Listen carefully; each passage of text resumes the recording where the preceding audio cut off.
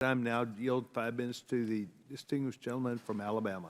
I want to raise some questions, Mr. Chairman, about what the GAO has tried to do in terms of getting more accuracy from the Department of Defense. And despite the massive spending, the only federal agency in the country that has failed to pass an independent audit.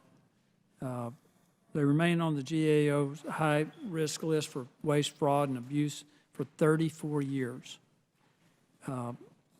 Last year, the Department of Defense failed its 6th consecutive audit and was unable to fully account for 63% of the $3.8 billion of its assets. A Navy audit found $4.4 billion of previously untracked inventory. Air Force identified $5.2 billion worth of variances in its general ledger.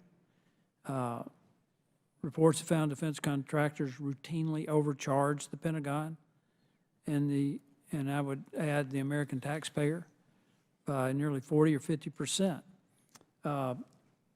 There's a significant amount of money, Mr. Steffens, being spent every year. Approximately $1 billion being spent on projects around getting the DoD to a clean audit. It's about 15% of the amount is spent on audit services. But the rest is spent on building new systems and all kinds of contracts under the umbrella of audit readiness. That's a lot of money. How much insight and influence do you have into ensuring that the money is being well spent?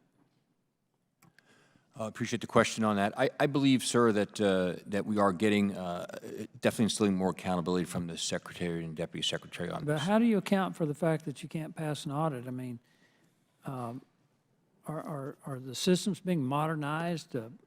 Are new systems being built? I mean, what improvements are you making? So we have to approach it from about four or five different fronts. Mr. Khan came to the House Armed Services Committee, I think about 13 years ago, with 6 imperatives. I think that need to be, and all of them are important, not just systems, but But you never implement them.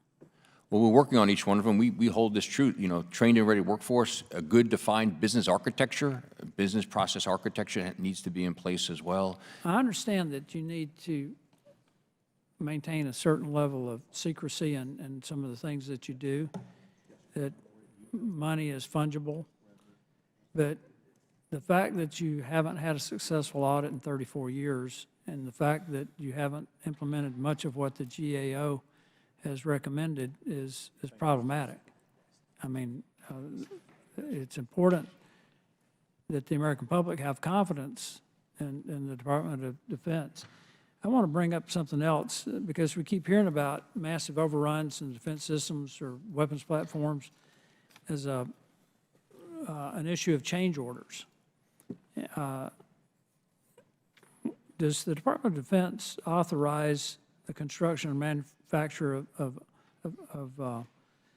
systems before the design is final? Does that ever happen? It wouldn't surprise me that it has happened before. Why would that happen? I worked for 2 international engineering companies, and we typically didn't start building something until we had a final design. What I could offer, sir, is there's a delay, there's a push. No, that's not. A delay is something different.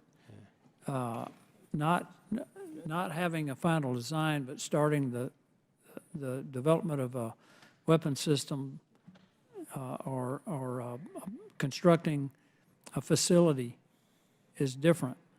If you start before the design is final, you're almost guaranteeing that you're going to have massive numbers of change orders. Would that have anything to do with the way Congress appropriates funds for the Department of Defense? Are you starting projects before they're ready because you're afraid Congress won't put the money there in the next appropriation? Would that be a problem? Oh, it would obviously be a problem, yes. Is that why you do it? I don't. Is that why you had such massive overruns on the F-35? You're afraid that the Congress would pull the program? I mean, there was a project that I worked on in engineering where we were supposed to be retrofitting rockets, and I think we'd already spent nearly $1 billion, and they pulled the project. Is that part of what's happening here? I can't speak to the F-35 or the project management piece, but, you know, Mr. Mansfield, can you speak to that?